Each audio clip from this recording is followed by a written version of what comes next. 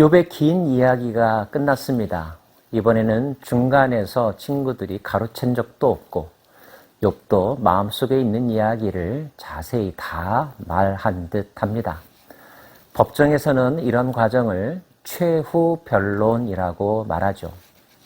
이 과정 다음의 단계는 아마 재판관에 의한 판결일 것입니다. 양쪽의 이야기를 충분히 들었으니 이제 가타부타 어떤 결정문이 선고되어야 하지 않을까요? 욥과 친구들의 대화에 대한 최종적인 결정, 판단을 하실 수 있는 분은 누구일까요? 하나님이실 것 같습니다. 그런데 하나님이 말씀하시기에 앞서서 등장하여 친구들의 이야기, 욥의 이야기들을 요약해주고 그들로 하여금 다른 관점에서 자신들의 문제를 돌아보게 한 사람이 있습니다. 그 사람은 바로 엘리후라고 하는 사람인데요. 욥이 자신을 의인으로 여김으로 그 세 사람이 말을 그치니 람 종족 부스 사람 바라겔의 아들 엘리후가 화를 내니 그가 욥에게 화를 내면 욥이 하나님보다 자기가 의롭다 함이요 또 세 친구에게 화를 내면 그들이 능히 대답하지 못하면서도 욥을 정죄함이라. 엘리후라고 하는 사람, 이제까지 등장하지 않았던 새로운 인물이죠. 바라겔의 아들이라고 되어 있습니다. 보통 아버지의 이름이 함께 거명된다는 것은 나름대로 그 시대에서 유력한 집안의 사람이라는 것을 알 수가 있는데요. 안타깝게도 그 외의 정보가 성경에는 보이지 않습니다. 다만 엘리후의 나이는 욥이나 그 친구들에 비하여 훨씬 더 젊었던 것 같습니다. 엘리후는 그들의 나이가 자기보다 여러 해 위이므로 욥에게 말하기를 참고 있다가 세 사람의 입이 대답이 없음을 보고 화를 내니라. 조금 더 어렸기 때문에 욥의 친구들이 말할 때 듣는 입장이었고 또 욥이 그들과 논쟁할 때도 제3자적인 관점에서 지켜보고 있었다는 거죠. 그 엘리후도 이제 말하지 않으면 안 되는 상황에 이르렀습니다.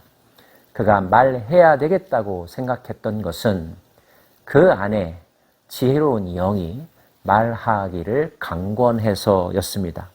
내가 말하기를 나이가 많은 자가 말할 것이요 연륜이 많은 자가 지혜를 가르칠 것이라 하였노라. 그러나 사람의 속에는 영이 있고 전능자의 숨결이 사람에게 깨달음을 주시나니 어른이라고 지혜롭거나 노인이라고 정의를 깨닫는 것이 아니니라. 그러므로 내가 말하노니 내 말을 들으라. 나도 내 의견을 말하리라.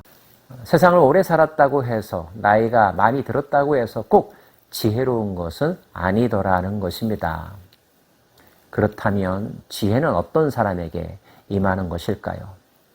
오늘 말씀 하나님의 영, 전능자의 숨결이 그들에게 깨달음을 준다 했습니다. 여호와를 경외하는 것이 지식이요 지혜이고 명철이라고 욥도 말하지 않았습니까?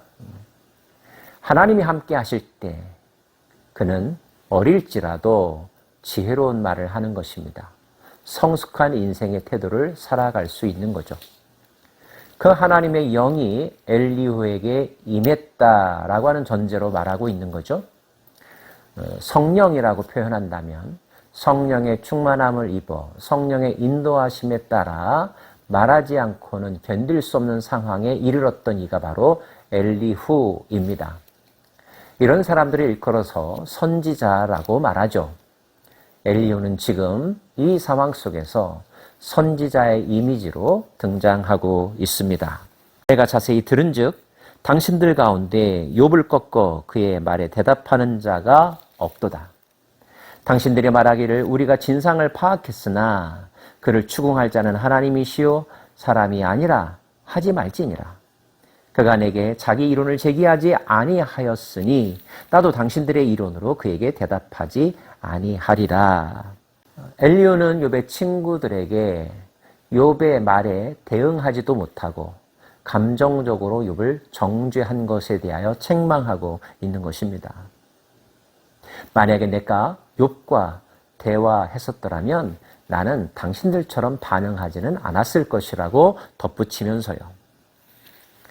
이 이야기를 듣는 3명의 친구들 머쓱하지 않았을까요? 자기들보다 한참 후배라고 여겼던 사람이 자기들의 약점, 잘못을 콕 꼬집어냈을 때에 또 그것을 인정했다면 그야말로 얼굴 부끄러워서 고개를 들 수 없었을 것입니다. 그들의 분위기를 안 엘리후 자신의 이야기를 이어갑니다. 당신들이 말없이 가만히 서서 다시 대답하지 아니한즉 내가 어찌 더 기다리랴. 나는 내 본분대로 대답하고 내도 내 의견을 보이리라.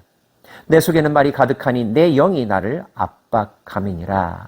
내 안에 있는 영이 어떠한 강렬한 열정이 말하게 만든다는 거죠. 내가 말을 하여야 시원할 것이라. 내 입을 열어 대답하리라. 나는 결코 사람의 낯을 보지 아니하며 사람에게 영광을 돌리지 아니하리니 이는 아첨하는 줄을 알지 못함이라. 만일 그리하면 나를 지으시니가 속히 나를 데려가시리로다. 상대의 신분이나 상대의 얼굴색 때문에 내 말의 내용이 달라지지는 않을 것이라는 겁니다. 외모를 보고 판단하지 말라 하시는 것이 하나님의 마음이죠. 하나님의 영에 충만한 사람은 그와 같은 입장에서 그들에게 맡겨주신 하나님의 말씀을 대언했습니다. 만약에 선지자가 왕이 무서웠다면, 자기의 미래에 대한 걱정이 더 많았다면 결코 입 바른 소리를 밖으로 낼 수 없었을 것입니다. 성령에 사로잡힌 사람은 오직 자기를 사로잡은 성령의 음성에만 민감하고 그 명령에만 순종하는 자이죠. 엘리후는 지금 그와 같은 영성으로 이 대화 속에 참여하려고 합니다. 그것을 하나님께서 기뻐하실 거라고 하는 확신과 함께 말이죠. 우리가 어떤 일을 할 때 용기가 필요한데요. 그 용기는 1차적으로 내면의 확신으로부터 나옵니다. 어떤 확신일까요? 하나님이 나와 함께 하신다는, 내가 말하고자 하는 모든 것들이 하나님이 옳다 여기실 거라고 하는 믿음 말이죠. 물론 그 믿음도 누군가에게는 검증받아야 하고 또 하나님 앞에서 평가받아야 하는 것이지만 1차적으로 그러한 확신 없이 나설 수 있는 사람은 아무도 없답니다. 자, 엘리후는 자기가 말한 것에 부끄럽지 않을 정도로 하나님의 마음을 가지고 하나님의 뜻을 욥과 그 친구들에게 대언할까요? 그가 하는 말을 주목해 보기 원합니다. 그리고 한 가지, 저와 여러분도 모두 성령에 민감하고 성령의 음성을 먼저 듣고 성령이 말하게 하심에 따라 말하는 입술 되기를 원합니다. 진정 우리가 성령의 말을 전할 때 생명이 살아나는 역사, 분열이 화해로 바뀌어지는 역사가 그 말씀이 선포되어지는 곳에서 일어나게 될 것입니다. 어둠은 떠나가게 될 것이고요. 사단은 꼬리를 내리게 될 것입니다. 시기와 질투와 미움과 증오는 힘을 잃게 될 것입니다. 성령은 진리의 영이며 사랑의 영이며 화평의 영이기 때문에 그렇죠. 재창조의 영, 그 성령님을 충만하게 경험하는 것, 우리 신앙인들의 삶의 목표여야 할 것입니다. 기도하십시다.